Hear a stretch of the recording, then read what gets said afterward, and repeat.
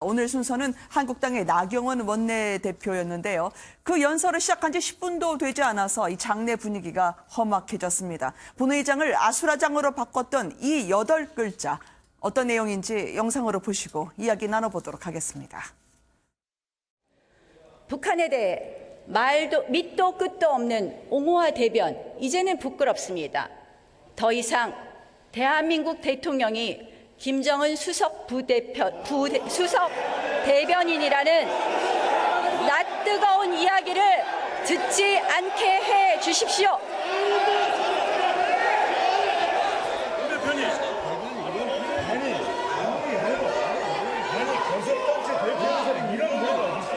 어째 대통령을 무슨 김정은 수석 대변인이라고 이게 무슨 연설이야? 자, 들어가세요. 고마. 불법 사찰과 고마. 블랙리스트 의혹은 뭐라고 안 들려? 정회 선포할까요? 아니요. 3당 원내대표 나오세요. 이제 계속하세요. 발언 계속하세요. 아, 조용히 해요. 좀 조용히 해. 조금만 경청해 주세요.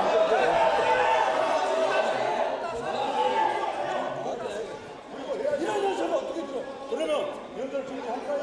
아니, 마음대로 해. 마음대로 사과하고 하라. 야단 들어. 야단은 이런 거.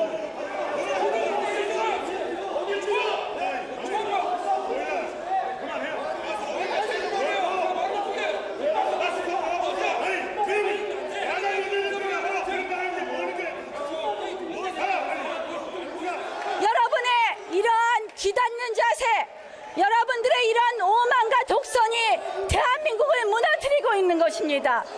제발 조용히 해주십시오.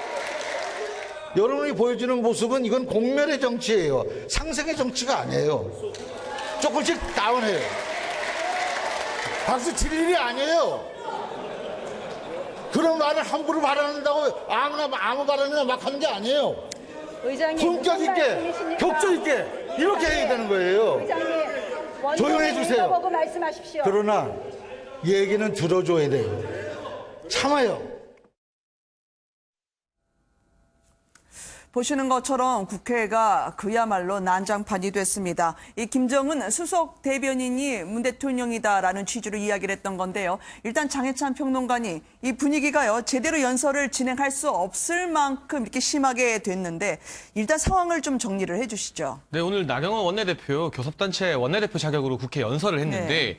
여기서 이제 문재인 대통령이 김정은 위원장의 수석 대변인이라는 말을 듣지 않게 해달라는 발언이 문제가 됐습니다. 네. 제가 분명히 말씀드리고 싶은 건 문재인 대통령이 김정은 위원장의 수석 대변인이다. 이렇게 나경원 원내대표가 말한 게 아니라 네. 그러한 인용 보도를 했던 외신이 있습니다. 미국의 블룸버그 통신이 네네. 지난 9월에 그런 보도를 했는데 그 보도를 인용하면서 더 이상은 이런 기사가 나오지 않게끔 이런 말을 듣지 않게끔 해달라고 주문을 한 것이고요. 네. 거기에 대해서 이제 민주당 의원들이 강하게 반발하면서 연설을 제지하려고 들었고 네. 보시는 것처럼 문희상 국회의장은 나경원 원내대표의 발언에 대해서도 비판을 했지만 그럼에도 불구하고 이야기는 들어줘야 된다면서 연설을 재개시키려고 했습니다만 안타깝게도 문희상 의장, 이제 여당 출신의 문희상 의장의 중재도 먹혀들어지지 않아서 이 연설 같은 경우도 제대로 끝맺음하기가 힘들었고요. 네. 앞으로 3월에 국회도 이제 겨우 문을 열었는데 상당한 난관이 예상되는 상황이 되었습니다. 네, 이 더불어민주당 의원들이 퇴장을 하고요. 또 홍영표 원내대표까지 이 나경원 원내대표의 카운터파트까지 거칠게 항의하면서 연설이 중단이 됐습니다.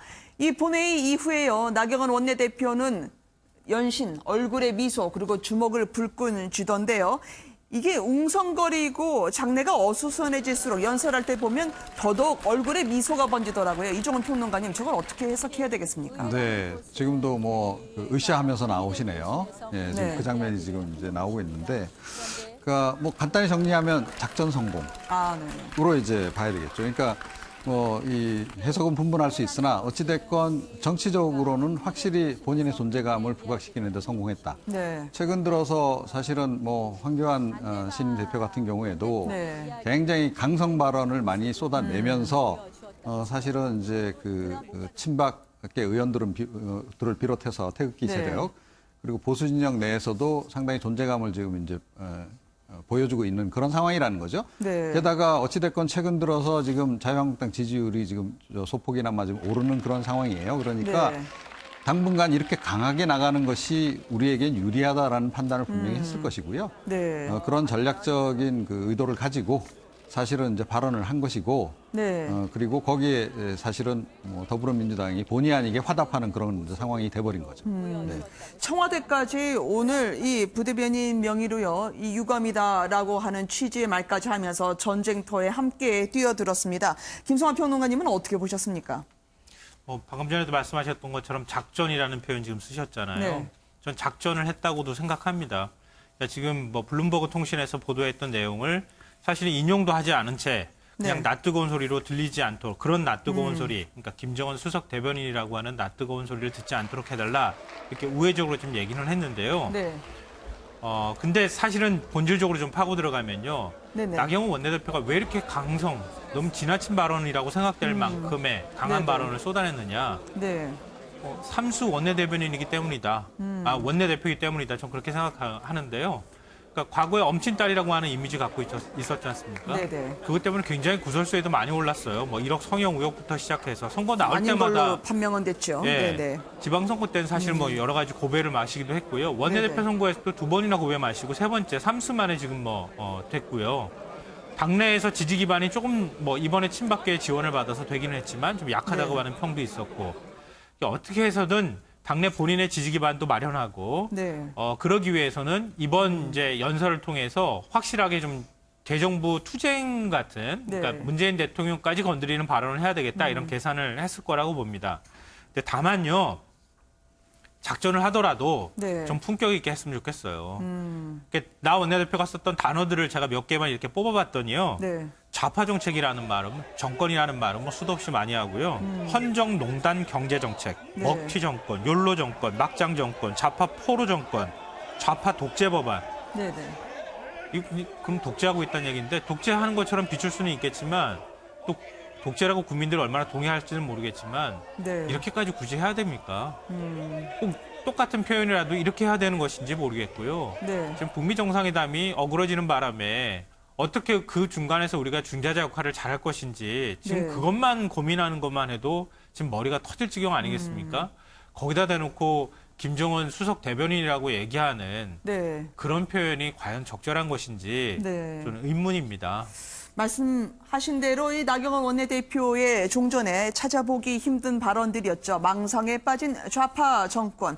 그래서 한국당 측에서는 잘한다라는 응원 소리도 나왔고요. 당내에서의 평가와 함께 어떻게 보십니까, 장희찬 평론가님? 사실 그동안 지금 나라 걱정이냐, 존재감 걱정이냐 그 말씀이었거든요. 패널 분들은요. 사실 그동안 나경원 원내대표의 당내 평가가 그렇게 후한 편은 아니었습니다. 네. 조국 민정수석을 국회 운영위에 출석시킨 것, 빈손으로 돌아갔다는 평가가 많았고 손혜원 의원 의혹 관련해서 원내대표단이 목포에 갔는데도 네. 한 건이 없었다.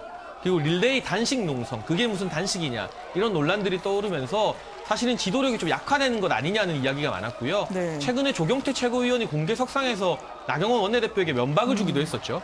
그런 일화들이 떠오르는데 요즘 들어서 분위기가 좀 달라지고 있는 게 비례대표제 전면 폐지를 주장하고 또 오늘의 연설에서 여당과 강대강으로 맞서는 모습 보여주면서 네. 자유한국당 적어도 내부에서는 그리고 이 핵심 지지층 사이에서는 나경원 원내대표에 대한 평가가 좀 높아지고 있다. 그렇기 때문에 나 원내대표도 그런 반응을 의식해서 네. 이렇게 좀 미소를 짓고 주먹을 불끈지는 네. 기분 좋은 모습을 보여주는 것 같고요. 앞으로 더욱더 아마 이종훈 평론가님 분석처럼 당분간은 강대강 투쟁을 계속할 가능성이 높아 보인다. 네. 제가 한 가지 아쉬운 것은 이런 발언을 하게 됐을 때 이게 외신 인용이든 아니든 간에 여당에서는 당연히 반발할 수 있습니다. 네. 그러나 이후에 이해찬 대표가 1988년도에 이미 폐지가 되고 2015년도에 위헌으로까지 헌법재판소 판결을 받은 국가원수 모독죄를 들고 나오면서 이렇게 반발하는 것보다는 차라리 말의 정치, 정치 결국 말로 하는 것인 만큼 다른 메시지를 던지는 게 훨씬 더 낫지 않았을까. 여기에 대고 법적으로 국회 내부에서 규제를 가하겠다? 저는 그것은 문희상 의장이 말은 들어줘야 된다는 말처럼 국회의 어떤 정신을 위배하는 것이 아닌가 하는 생각도 듭니다. 네. 민주당도 저렇게까지 민감하게 반응할 필요가 있었느냐라는 의견, 그리고 나경원 원내대표도 욕심이 있었다라는 의견까지 오늘 맞붙었는데요. 지금 비례대표 이야기를 하셨었는데 나경원 원내대표가 비례대표 출신이죠. 그런데 이제 와서는 다 없애자고 하니까 야당들까지 이 과거 경력을 문제 삼고 나왔습니다. 잠깐 그 논란 들어보시겠습니다. 이게 무슨 개혁 아니냐고요. 이게 깽판이죠. 도무지 말이 돼요. 비례대표 없애자는 거 이거 헌법 위반이에요. 그러면 여성이나 장애인이나 전문가들 어디로 갑니까? 나경원 의원 자신이 비례대표로 국회에 들어온 사람입니다. 예. 참네. 게다가 나경원 대표 스스로가 비례대표로 국회에 입성해서 지금의 입지를 다진 장본인입니다. 자신이 타고 올라온 사다리를 걷어차고 여성과 사회적 약자, 그리고 국민들에게 꼭 필요한 전문인들의 정치 진입을 봉쇄하자는 것은 무슨 놀부심보입니까? 작년 연말의 합의는요. 예. 가장 중요했던 게 정의당의 이정미 대표, 그다음에 바른미래당의 손학규 대표, 이분들 건강 회복하고 단식을 중단시키자 해서 우리가 윤서아 의원이 물었길래 예. 그때 진짜 인도주의적인 목적에서 인도주의적인 목적이요? 뭐 해준 거다. 예. 국민들은 의원수 줄이는 거 찬성할 테니 적절히 영합한 사다리 차기 아니냐라는 의견도 있고요. 민주당도 내심 미적지근한데 한국당을 앞에 공세를 받도록 몰아세운 전략이 통한 거 아니냐라는 의견들까지 있습니다. 그러니까 결국은 이제 이렇게 이심전심 그러니까 이 선거제 개헌안 안 하는 개혁안을 안 하는 쪽으로 지금 이제 가는 것 같아요. 그러니까 제가 보기에는 나경원 원내대표가 결국 이제 총대를 맨 그런 그 상황이 되긴 했으나 더불어민주당도 그러면 속내는 어떨까 과연. 그러니까 더불어민주당도 제가 보기엔 속내는 크게 다르지 않을 것이다. 이렇게 생각합니다. 네. 비례대표로 정치 시작하고 나서요. 이젠 위원까지 건드리고 있다라고 하는 부분으로요. 여야의 대치가 이어지고 있는 상황이었는데요. 황교안 대표의 지금 동정이 속속 들어오고 있는데요. 이 리더십 첫 시험대가 될 4.3 보궐선거에 공을 들이고 있는 후문입니다. 이 통영고성 후보에 공안검사 출신 후배를 후보로 임명하면서요. 당 초재선 의원들이 바짝 긴장을 하고 있다는데요. 과연 친황 혹은 황교안 퀴즈 찾기 될까 이 내용입니다. 관련 영상을 보시고요. 저희가 이어가 보도록 하겠습니다. 통합진보당을 해산한 사람이 누굽니까? 그 말씀으로 대신하겠습니다. 통진당은 민주적 기본질서에 위배되는 정당입니다. 해산을 해야 됩니다. 제가 건의를 했습니다. 어려운 건의를 드렸습니다. 대통령께서 결단을 하셨어요. 합시다. 공천장을 받으신 창원 성산의 강기훈 후보와 통영 고상의 정점식 후보께 축하의 말씀을 드립니다. 저보다도 더 정치 신이 있는 것 같습니다. 통영 고성의 젊은 일꾼 정점식 후보는 투철한 국가관의 검사 출신으로 통합진보당, 통진당 해산을 이끌어냈던 능력 있는 일꾼입니다. 사무총장께서는 제가 총력 지원을 할 수 있도록 경남 도당에 현장 집무실을 설치해 주시기를 바랍니다. 또 창원 성산에 작은 숙소 하나 마련해 주시기를 바랍니다.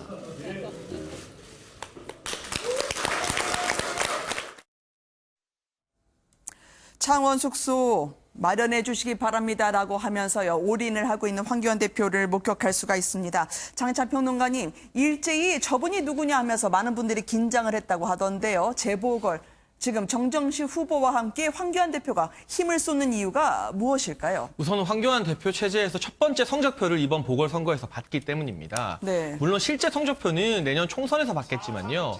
이 보궐선거에서 어쨌든 나쁜 결과가 주어지게 된다면 황교안 대표 체제의 지도력 급격히 흔들리지 않겠습니까? 그런 만큼 매우 중요한 시험대라고 할 수 있고요. 최근 들어서는 한국당의 지지율이 소폭 상승하고 있는데 이번 보궐에서 좋은 성과를 내게 된다면 그러한 상승 기류에 확실히 흐름을 더 보탤 수 있다. 이런 판단한 것 같고 특히나 이제 정점식 후보 같은 경우는 경선을 통해서 후보로 확정이 되었습니다만 황교안 대표의 공안검사 후배라고 하죠. 황교안 퀴즈라고도 불리는데 통합진보당을 해산할 때 정부 측 실무 책임을 담당했다고 합니다. 그래서 일부에서는 황교안 사람 밀어주기가 아니냐고 하지만 사실 이번에 경선 룰을 보게 되면 당내 여론 50% 그리고 국민 여론 50%로 했어요. 네. 사실 당대표가 밀어주려면 당내 선거인단이 투표에 반영되는 비율을 더 늘려야 됩니다. 이번 전당대회에서도 7대 3이었거든요. 당이 7, 국민 여론이 3이었습니다. 그런데 경선을 5대 5로 했기 때문에 결과적으로는 뭐 황교안 대표가 전략 공천을 한 것도 아니고 특별히 룰도 문제가 없었기 때문에 이 정점식 후보는 정당한 과정에서 당선된 후보라고 봐야 될 것 같고요. 네네. 창원 같은 경우는 중요한 발언을 최근에 했어요. 문재인 대통령이 개성공단이 아니라 창원공단에 신경을 써달라. 네. 이런 발언을 한 만큼 창원이 또 민주노총의 세력이 굉장히 강한 곳인 만큼 어떤 그런 투쟁성을 드러내면서 대민주노총 그리고 대문재인 정부의 선거로 네, 창원 네. 선거를 이끌어갈 심산이 보이는 것 같습니다. 네. 아까 말씀드렸던 이 황교안 키즈라는 분들이 몰려오는 게 아닐까라고 하면서요. 한국당에 좀 연세가 있으신 초재선 의원들이 긴장한다고 하더라고요. 어떻게 보셨습니까? 김성환 평론가님. 이번에 이 보궐선거를 치르는 지역구가 2곳밖에 없기 때문에 몰려온다고 하는 표현은 뭐 적합한 나중에 건 총선 때 말이죠. 네, 뭐 적합한 건 아니고요. 그러니까 이제 뭐 얘기 나오는 것처럼 네. 이번 보궐선거에서 승리하고 당내 조직 기반이 사실은 없지 않습니까? 네네. 지금 어떻게 보면 친박 위에 이제 황교안 대표가 지금 올라가 있는 거나 마찬가지이기 때문에 네. 사실 친박의 의중이 반영되는 활동을 하고 있다고도 볼 수 있어요. 근데 이거는 사실 언제 무너질지 모르는 거거든요. 네. 나중에 가서 또 말을 갈아탈 수도 있는 거고요. 그러니까 황교안 체제를 만들기 위해서는 자기 사람을 만드는 작업을 지금부터라도 착실하게 해야겠다고 생각을 할 것이고 네. 그 첫 시작이 아마 지금 보궐선거가 아닌가 싶고요. 아. 이렇게 해서 지지율이 유지되고 나중에 이제 하반기 쪽으로 넘어가면서 본격적으로 총선 대비 체제로 들어가게 되면 네. 결국 이제 공관위도 설치되고 공천 준비를 하지 않겠습니까? 그때 가면 아마 본격적으로 단일성 지도 체제이기 때문에 네. 대표로서의 입김이 작용할 수 있도록 공천 룰을 만들거나 네. 인재 영입 작업에 나서지 않을까 생각합니다.